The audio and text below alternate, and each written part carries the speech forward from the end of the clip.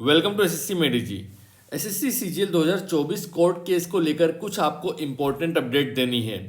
आप सभी को पता है कि एसएससी में कई सारी प्रॉब्लम्स थी जिनके तहत हमने प्रोटेस्ट किया, चाहे वो वेटिंग लिस्ट का मामला हो, जीएसओ के लिस्ट में जो एज स्कैम था, नॉर्मलाइजेशन का मुद्दा हो, वीएच या ओएच कैंडिडेट का स्कैम हो, रैंक रॉन्ग आंसर जो एसएससी देती है उसके बाद जो हमसे पैसे वसूल किए जाते हैं, इन सभी मुद्दों को लेकर हमने कई बार और सीजीएल 2024 टायर 1 के रिजल्ट के बाद तो बड़े लेवल पर प्रोटेस्ट किया, ऑनलाइन ट्विटर कैंपेन किया, लेकिन उसका कोई भी फायदा नहीं नजर आया, जैसा कि एसएससी के साथ हर बार होता है। तो मजबूरन में आकर हमको कोर्ट केस का सहारा ही लेना था, वो एक लास्ट ऑप्शन था हमारे पास। तो आप सभी को पता है कि उसके बाद हमने कोर्ट केस फाइल किया, और जो कोर्ट केस था दो जगह फाइल किया गया है, केट कोर्ट में और दिल्ली हाई कोर्ट में। लगभग 8 जैन से उसकी प्रोसेस स्टार्ट होने की संभावना है। अब सबसे बड़ा प्रश्न क्या है? सबसे बड़ा प्रश्न ये है कि दो चीज़ें सबसे पहले सामने आती हैं। पहला, SSC CGL 2024 tyre 1 pre examination, जिसके रिजल्ट के बाद ये प्रोटेस्ट स्टार्ट हुआ और मामला कोर्ट तक पहुंचा। यहाँ पर तीन चीज़ों की संभावना है, तीन चीज़ों का प्रश्न जो कैंडिडेट्स के मन में है। क्या एग्जामिनेशन कैंसिल हो सकता है? पूरी तरह कैंसिल होगा तो री एग्जामिनेशन भी होगा, या अगर कैंसिलेशन या री एग्जामिनेशन ना हो और सिर्फ रिवाइज रिजल्ट क्या सिर्फ पब्लिश किया जा सकता है। दूसरा, अगर ये प्रोसेस को अगर हम साइड में रखें सीजीएल 2024 प्री के बारे में, तो आप सभी को पता है कि लगभग 18-19 तारीख को सीजीएल 2024 मेन की एग्जामिनेशन कंडक्ट की जाने वाली है एसएससी के द्वारा। तो प्रश्न ये है, क्या ये जो मेंस एग्जामिनेशन है, कैंसलेशन, री एग्जामिनेशन या रिवाइज रिजल्ट की बात छोड़िए, क्या जब तक कोर्ट केस चलता है तब तक क्या सीजीएल 2024 मेंस एग्जामिनेशन को पोस्टपोन किया जा सकता है?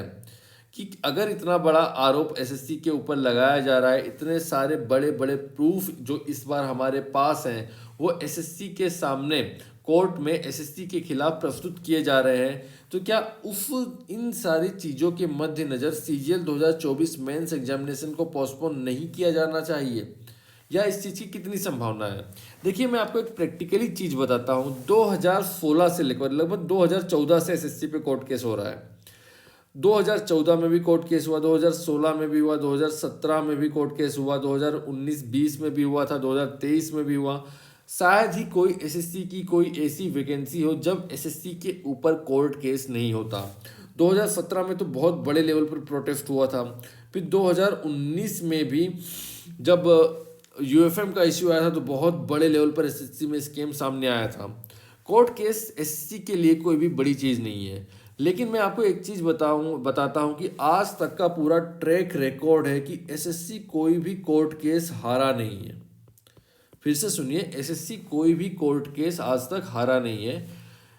एसएससी का एक इतिहास है कि वो हमेशा ही एसएससी ही कोर्ट केस को जीतती है, चाहे साम दाम दंड भेद कोई भी नीति एसएससी को अपनाना ही हो।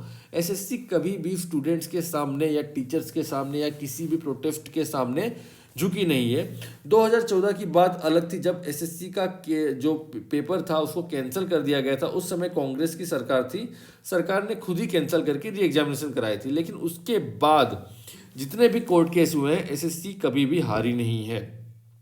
एक चीज़ ये हो गई। दूसरा, ये एसएससी का ट्रैक रिकॉर्ड है। दूसरा, अगर हम बात करें कि क्या examination CGL 2024 mains examination postpone होगी या सीजीएल 2024 प्री एग्जामिनेशन में री एग्जामिनेशन या रिवाइज रिजल्ट कुछ भी हो सकता है। देखिए, कोर्ट में क्या होता है, कोर्ट केस की आप कोई भी हीरिंग देख लीजिए, किसी भी केस की या एसएससी की ही देख लीजिए, तो कोर्ट में जब कोर्ट में आपका केस जब लिफ्ट होता है, जज के पास जाएगा, तो वहाँ पर एक ही चीज़ मायने रखती है। आपको ये सारी चीज़ें मायने नहीं रखती कि आपके पास कितने सबूत हैं, आपके पास कितने प्रूफ है, आपके पास ऑडियो वीडियो रिकॉर्डिंग, आपके पास मतलब ऐसे ऐसे प्रूफ हैं कि 100% कोई भी एक जज तो क्या कि कोई भी एक ऐसा आम इंसान जिसके सामने उन सबूतों को रखा जाए तो वो कह देगा कि हाँ भाई एसएससी गिल्टी है। ये सब चीज़ें मायने नहीं रखती। कोर्ट में सिर्फ और सिर्फ एक चीज़ मायने रखती है कि आपने जो लॉयर हायर किया है, आपका जो एडवोकेट है, वो जज के सामने आपके केस को किस तरह से प्रस्तुत करता है। आपके लॉयर के ऊपर ही सारी चीज़ें डिपेंड करती हैं, क्योंकि कोर्ट में आपको किसी भी केस के बारे में समझाने के लिए आपको आधे घंटे, 1 घंटे, 2 घंटे नहीं मिलते हैं। एसएससी के पूरे मैटर को अगर आप कोर्ट में समझाने जाएंगे तो आपको 1 घंटा, 2 घंटा लग जाएगा। इतना टाइम कोर्ट में नहीं होता जजेस के बाद। मुश्किल से आपको 3 से 5 मिनट, 10 मिनट मैक्सिमम, बहुत ही अगर ज़्यादा टाइम मिल गया 10 मिनट मिल जाएगा। अगर जज कन्विंस हुए आपकी बातों में स्टार्टिंग की हियरिंग से, आपको 3 से 5 मिनट में पूरा मैटर एक्सप्लेन करना होता है। तो ऐसे समय में ही एक अच्छे अधिवक्ता की ज़रूरत होती है जो कम से कम समय में इम्पोर्टेंट चीज़ों को जज के सामने प्रस्तुत करे और इस तरह से प्रस्तुत करे कि जज कन्विंस हो जाएं आपके केस को सुनने के लिए, समझने के लिए। और जिस तरह से जजेस के सामने केस को प्रस्तुत किया जाता है लॉयर के द्वारा, उसके आधार पर ही जजमेंट दिए जाते हैं। आपने कई बार देखा होगा कि सीजीएल 2017 में भी कोर्ट केस जब हुआ था तो सबसे पहले कोर्ट ने स्टे लगा दिया था और उसके बाद कोर्ट ने स्टे हटा भी दिया था। उसके बाद केस को रफा दफा भी हो गया था। ये सब चीज़ें होती हैं लॉयर के द्वारा कि लॉयर किस तरह से आपके केस को रिप्रेजेंट करते हैं। तो ये भी, अगर देखिए सीजीएल 2017-2024 के जो मेंस होना पोस्टपोन होना कोई बड़ी बात नहीं, आसानी से पोस्टपोन किया जा सकता है, हो सकता है।